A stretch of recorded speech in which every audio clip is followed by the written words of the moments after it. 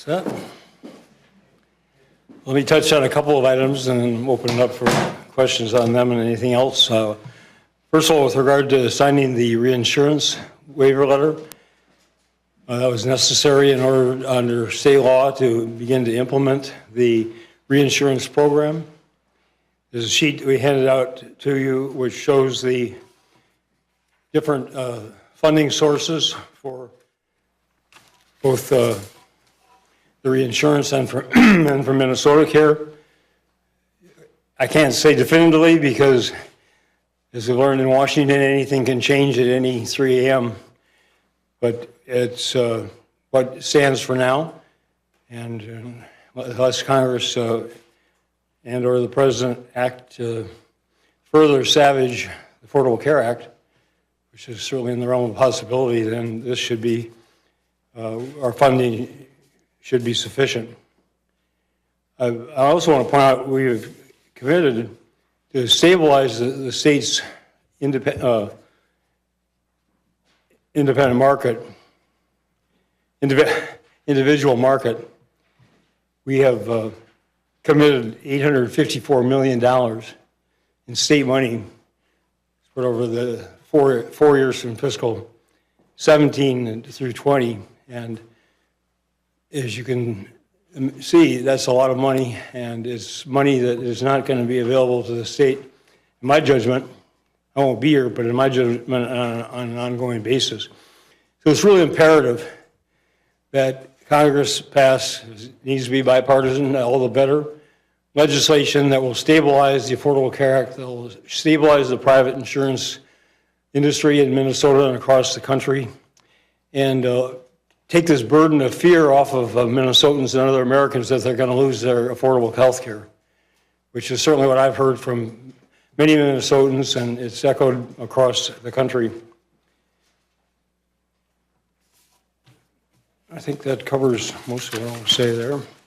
Well, also that we're just going to continue to press our efforts, trying to get a phone call set up with the CMS Administrator, Seema Verma. We have our two senators and Congressman Emmer all lined up to participate in a bipartisan conference call, and we're not able to get confirmation from CMS. So we'll continue to pursue that and pursue every possible avenue, including if Congress does pass a bipartisan bill before the end of the year related to the Affordable Care Act, get that funding restored. With regard to Amazon, I think as you noted, I met yesterday with the principals involved in putting together our application. I feel very good about it. I think we've taken a very professional approach. The Commissioner Hardy and was consulted with some people who have worked with Amazon before, giving us a good indication of what they want to receive and the format in which they would most like to receive it. We follow that exactly. We believe that the criteria that they have established in their RFP that are really, really important to their consideration, I would say that's for them to determine. But it seems to us that good quality education from K-12 through higher education, excellent network of colleges and universities, which we have, good infrastructure, good transportation system, which we have, a good quality of life, and in fact, an excellent quality of life. It's going to be attractive for up to 50,000 people to decide to live and raise their families and spend their time in this area. Proximity to the airport, which all the sites that are going to be submitted have. And we obviously have a metropolitan area over 1 million people. We believe that given the success of Amazon and its continued rapid growth, that those are the factors that are going to be most influential in their decision where to locate. Obviously, we don't know that for sure. We'll find out at the next round. And if we are selected to be one of the semifinalists, then I would expect we'll get more detailed information from the company about what exactly they're looking for. I know also that they have announced that they're going to hire an additional 1,200 seasonal employees for their Shakopee operation so for the holiday season. So they obviously are performing well there, and I trust that they're well satisfied with all the efforts that the state has made, along with the city of Shakopee, to accommodate their significant growth there. With that, we're going to answer questions. Does the Amazon bid involve many direct subsidies, tax incentives, those types of things? There are no state subsidies directly involved. They asked for a list of the programs that we have available for such as workforce development, Minnesota Investment Fund, the Transportation Fund, TED. So we listed those, but we did not make any offers, and we noted that all of the funds that the legislature has been willing to provide for those programs, with the exception of the workforce, which is largely federal money, all the state incentives are extremely limited. So we acquiesced to their request to provide that information, and that's as far as we went. What's the dollar amount of the amount that the state could offer in incentives? Did you give that to Amazon? We didn't total it up, no, because we're not making an offer.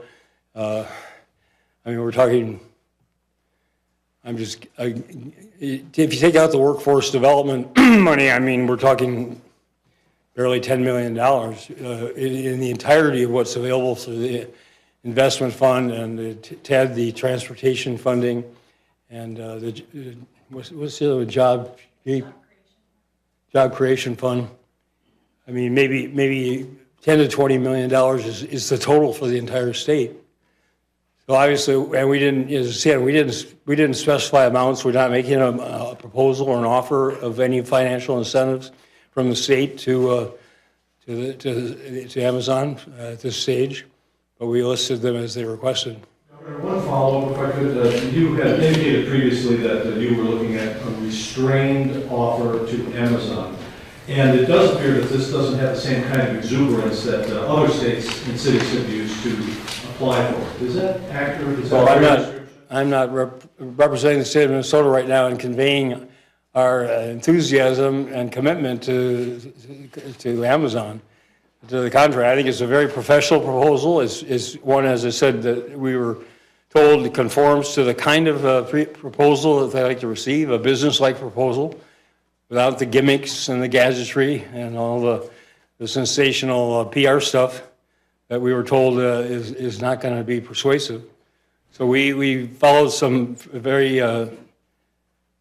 we followed closely some professional advice from people who've worked with Amazon in site location decisions before, and we've got a proposal which we think is a very strong one, which just touts, as I just did, and I can repeat them again with more enthusiasm if you'd like, the qualities that we think that they say themselves they're looking for, that we think we have at a very high level and in abundance.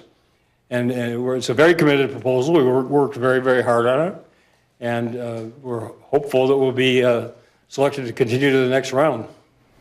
Governor, you mentioned no subsidies at this stage, I think were your words. If Minnesota makes the cut into the semifinalists or whatever the next category is, might that be a possibility if that's what's required to keep Minnesota in the running? Well, if we get feedback from the company of what they're specifically looking for and looking to see in a Minnesota proposal, we'll certainly take that into account.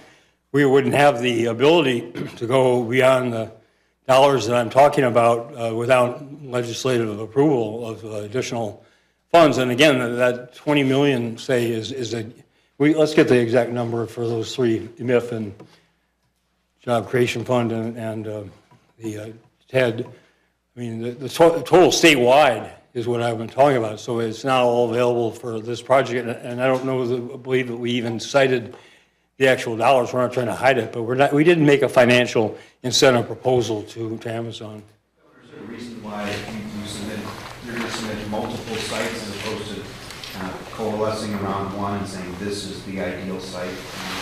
Well, we have a number of sites. We went through a winnowing process. They understand the requirements, and they met those requirements so that Amazon set forth. And, as Michael Langley said, from his experience, what we might identify as we think the best site, they might look at and say, no, we like this one over here. So we thought, in fairness to communities involved who reflect a strong interest and deserve consideration, and we were told it was not going to in any way disadvantage our proposal, that we would submit the list and the specifications of the sites that asked to be presented. I can't say. Because they've signed a confidentiality agreement with Amazon, and one of the sure ways to knock us out of the running is to violate the terms that they've set for how this is going to be conducted. And that's true with any relationship with any business. You're not saying where, just how many sites are in the... You know, I noticed from the readout of yesterday's press conference that the two principals decided not to, or refused to provide that information, so I will follow suit. Is it a good idea for the governor to be signing confidentiality agreements? I didn't actually sign the agreement. I think Greater MSP signed it, but it's on behalf of the state, and it's a different. You know, businesses set their own parameters, and well, government sets its parameters too. But if you're applying to them for a magnitude of a project such as this, and they set their parameters, then if you're not unwilling to do so, then you shouldn't apply. Governor, have you heard directly from Best Buy or Target about this? I called each of their CEOs right when the news broke a few weeks ago. I've not spoken or heard from either one of them since. Have you spoken to anyone at Amazon? I have not. People in Deed and Greater MSP have had conversations with people in Amazon. I don't know what level. Governor, there was an organization of small businesses that had a news conference this morning saying the state should be more focused on helping a lot of the smaller businesses in Minnesota thrive and spending all this time focused on attracting Amazon. What are your thoughts on that? Well, I would agree with them. We should be spending our time and energies focused on what we can do to encourage the businesses we have here in Minnesota, from very small to very large, encouraging their expansion and growth. The fact that we've got an unemployment rate of 3.7% is proof positive that a whole lot of businesses all over the state have seen the advantages of locating or expanding here in Minnesota. So I certainly would agree with what they say. It's not either or, and we'll focus on Amazon. While it's been intensive for the last 6 weeks, is a time-limited involvement, and our support for Minnesota businesses that are here and growing will be ongoing. Do you see any downside to attracting Amazon? There were a lot of columns and articles in the paper over the last few days, and you've probably read some of them about how they can they overwhelmed the city of Seattle. Any concern about that here in Minnesota? I mean, is there a downside to a company this size? Well, I read the articles with interest, and I think a couple of them provide some insights. I don't know how to apply Seattle's experience and the effect on particular neighborhoods to Amazon, depending on where they would locate in this greater Minneapolis-St. Paul area. I mean, it's hard to make that assessment. I think the opportunity to attract a rapidly growing and still rapidly expanding company, which is every signs of being a dominant corporate entity in America for the next for the foreseeable future, is a tremendous upside, and that's why we're competing for it, and that's why others are doing it as well. What would make Minnesota say no to Amazon? What demands may they make that would make? I'm not going to get into that kind of conjecture. I'd like to change the subject if we may. Sure. With respect to the subcommittee on employee relations, one of the Democratic members told me that she was kind of blindsided by this vote, didn't expect it, sort of thought there might be a tie or that there would not be a quorum and that the vote wouldn't take place. That would have allowed the contract to move forward. Does that comport with your expectations? Were you surprised by what happened? Well, nothing the Republican majorities do surprises me, no matter how foolish it is. And how ill-advised. No, they're just anti-union. They're just they're anti, their whole, take is that, government's too expensive, and we're spending too much money, and we're wasting it, and salaries are inflated and excessive. And I mean, the facts that they used, one of their members used, saying, well, these were greater percent increases, 2% and 2.5% than the private sector, is just false. Just absolutely false.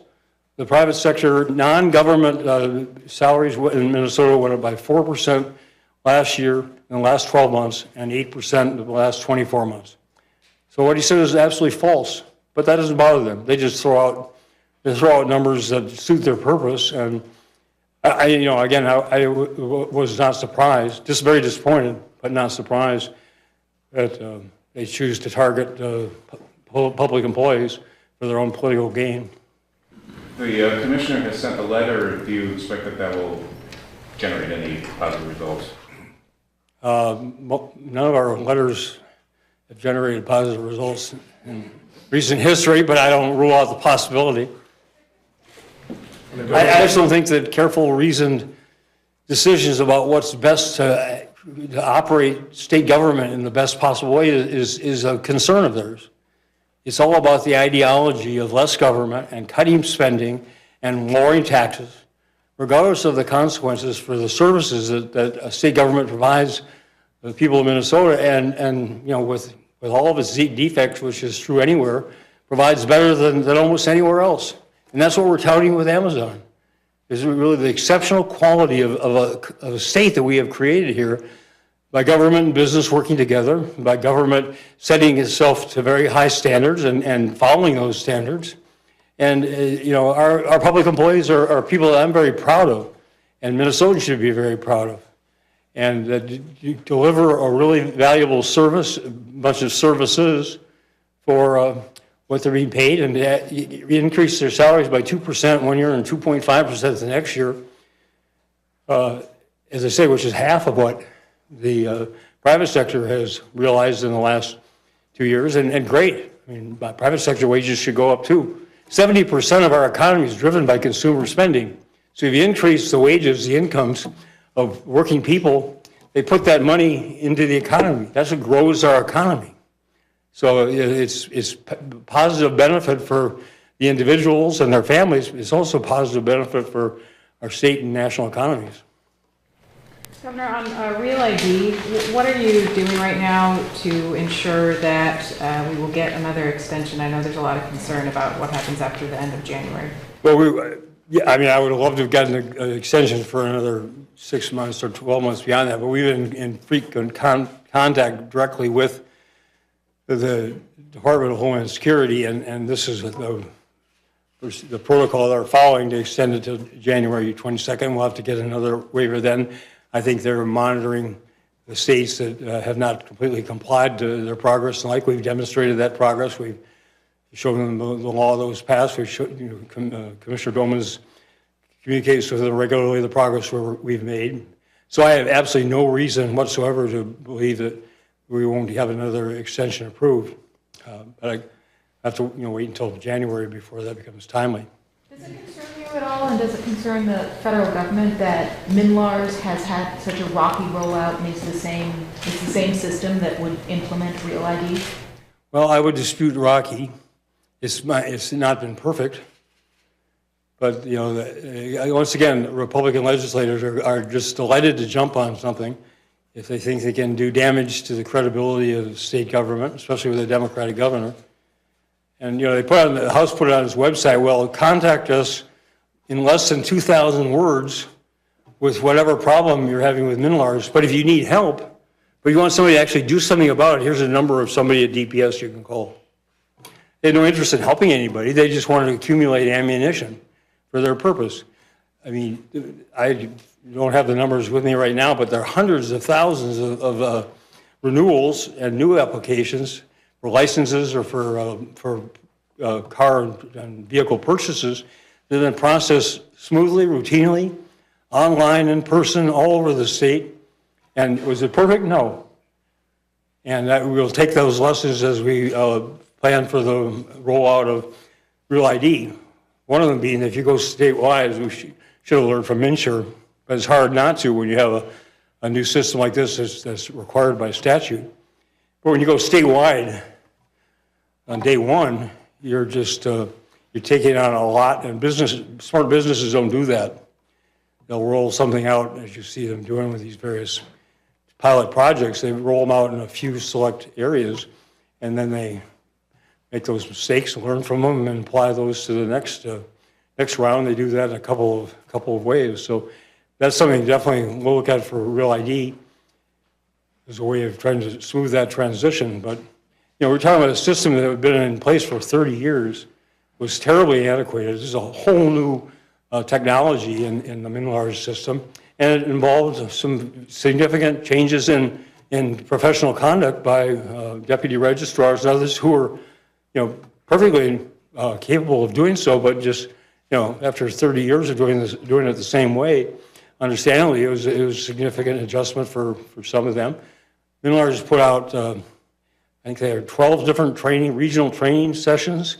They have a 24-hour hotline that people can call or email with particular problems. I mean, I think Department of Public Safety has made an extensive effort to be proactive and to give people advance notice of what was going to be coming at them and help them deal with it. And again, hundreds of thousands of applications have been processed without any problem whatsoever, and those are not the ones you hear about. There seems to be a disconnect between what you're saying and what your administration is saying and what is happening on the ground. I've been to many of these driver's license bureaus that had to shut down for a day or 2 days or 3 days.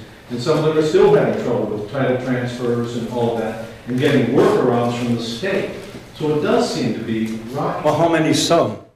I mean, I don't know how many deputy registrar offices there are in the state. A couple thousand? So some, I mean, 2, 3, 4, 5, 50, 100, yeah. I mean, one's too many. But you get the anecdotal information which has been fed into you.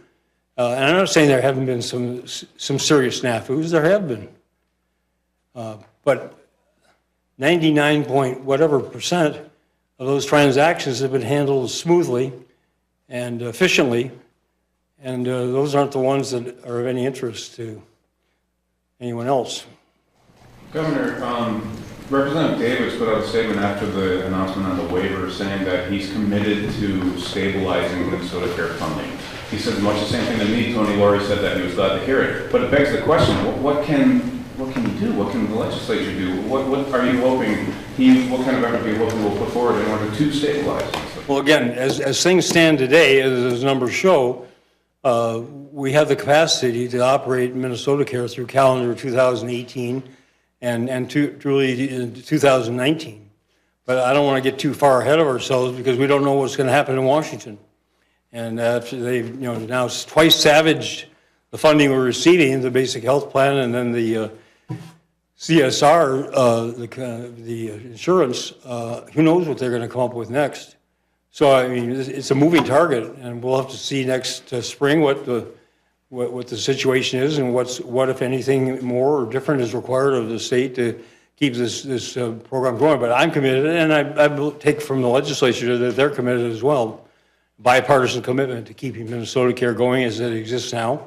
I don't want anybody in Minnesota who depends on Minnesota Care for their health and their family's health to be worried that it's not going to be there and providing the same coverage that it has this year, because I just don't believe that. And, in the future biennia, I can't predict that far ahead, but, the Healthcare Access Fund, the funding limit drops out at the end of 2019. So right away, that's something they could do, and I believe we'll ultimately need to do to keep Minnesota Care on sound financial footing. But that's for probably the 2019 legislature to deal with. Governor, you endorsed in the St. Paul mayor's race. Is there a reason you're staying or reasons you're staying out of the Minneapolis contest? I live in St. Paul. I'm a constituent. That's the only reason you're not? Well, I've known Melvin Carter since he and my son Eric went to school together, starting in third grade. And he's worked here in this office during the last couple of years. I have very, very high regard for him. I tend not to endorse in local races. So, I mean, I made an exception there. And I made an exception for a couple of other people in Minneapolis who've been longtime personal and political friends, Lisa Goodman and Barb Johnson. But my instinct, especially with the ranked choice voting, where everybody's still in the contest, is not to take sides. Speaking of endorsement, do you think you'll have an endorsement before the DFL endorsement in the governor's race? I don't have any present intention to, but I hadn't really thought about what my timing would be. I mean, it's a long road ahead. They have a candidate forum, is it tonight I read? They'll probably have about 250 more of them between now and next May or June, and so, I mean, it's just a lot to watch. I was glad to support Lieutenant Governor Smith from the very beginning, but when she decided not to run, I decided I'd lay back and see how the candidates develop and see how their campaigns develop. Have any of the present candidates asked for your endorsement? A couple of them have, yeah. I told them I'm not ready to commit. I will not commit to anybody, and I'm not going to commit to somebody else without their knowing it. Governor, MEA is coming up. What is your education agenda? What initiatives can we expect in 2018 in that area? Well, a lot of it depends on the budget, the forecast.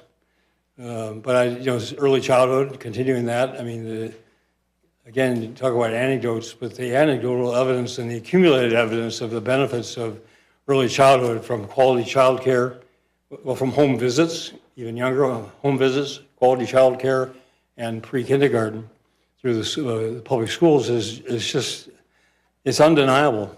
And you just hear it over and over again. The benefits to those children at the time and the benefits to the quality of the education they're able to absorb starting when they're 5 and go to kindergarten. So if something else with more proven results than that comes forth, I'll support that in addition.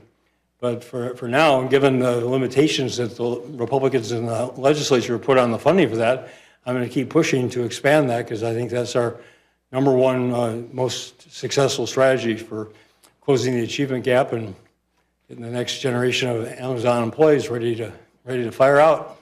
And you're speaking of pre-K specifically, that's where your emphasis will be? Well, I had a balance last time of the home visits, qualified nursing home visits run at the local level through the counties, and then quality child care providers, and the program Parent Aware that's been established to make those facilities more educationally oriented and have them judged by experts and by parents on that basis, and then pre-kindergarten through the public schools. So it's really a three-pronged approach.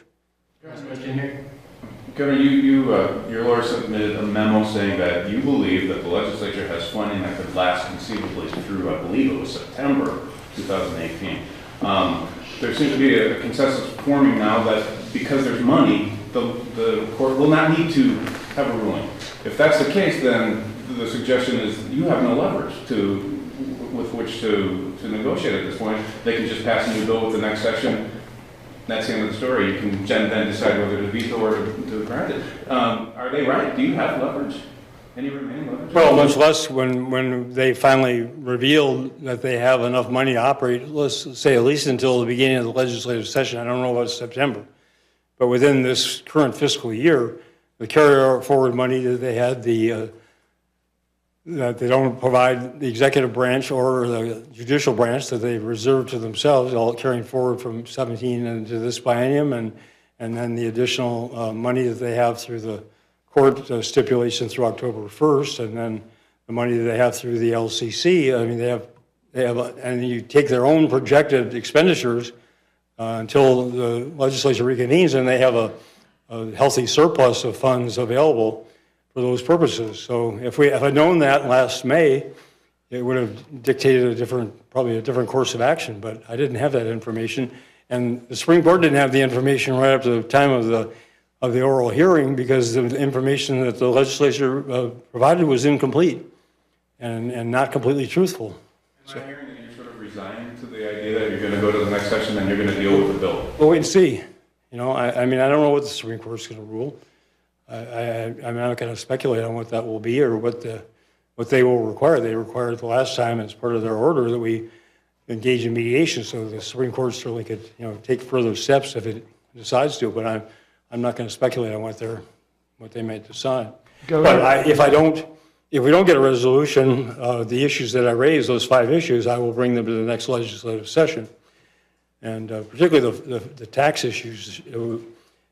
I read with just great dismay what's going on in Washington, how these people who preach fiscal responsibility for 8 years when President Obama was there, and now they've just abandoned that, and now they're back to the, I can't believe they can say this stuff with a straight face, but they're saying the same thing that Ronald Reagan's administration said back in 81, 82, when they big tax cuts then. Well, the money's going to spend, the economy's going to boom and it's going to more than pay for the tax cuts, which, George Bush called voodoo economics, and he was right.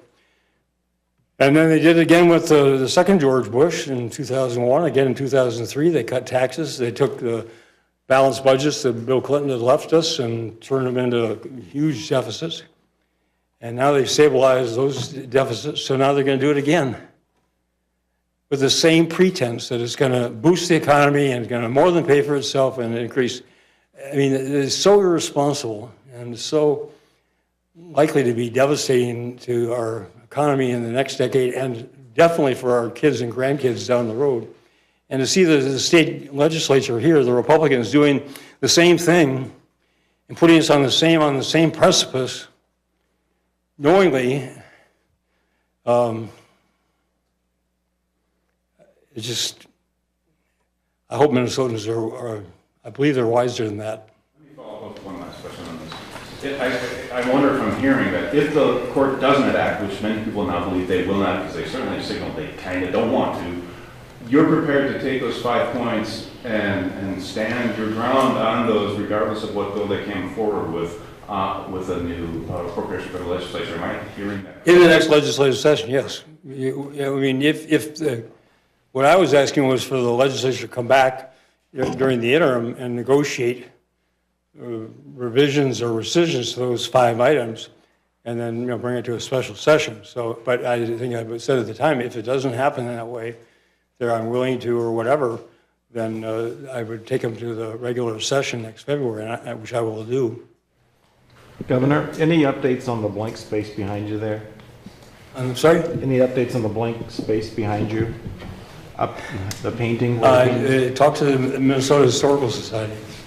They've been well established having the province here. It's been well established that I don't. And God grant me the serenity to accept things that cannot change. Thank you.